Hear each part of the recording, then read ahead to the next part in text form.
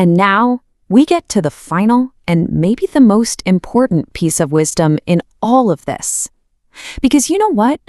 True mastery of influence isn't just about knowing how to persuade someone. It's about knowing when and with whom to even bother trying. Let me explain this with a strange little story.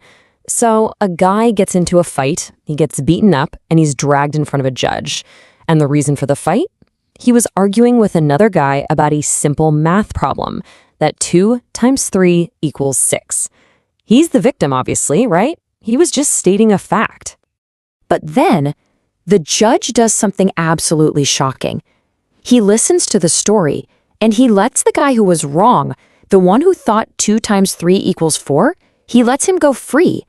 And he sentences the man who was right. And his reasoning? The person who's ignorant isn't the real problem. The crime, the real foolishness, was wasting your time and energy arguing with him in the first place.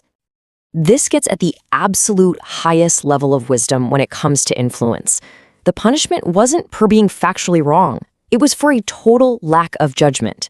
It was for failing to see that you cannot force-feed knowledge to someone whose mind is already closed. Your energy is precious. You have to spend it where it can actually make a difference. So, I'll just leave you with this question to think about. We spend so much of our lives learning how to build our arguments, how to perfect our pitch. But maybe the real art of influence, the true sign of mastery, isn't about the power of your words at all, but about the wisdom to know whose ears are actually ready to hear them.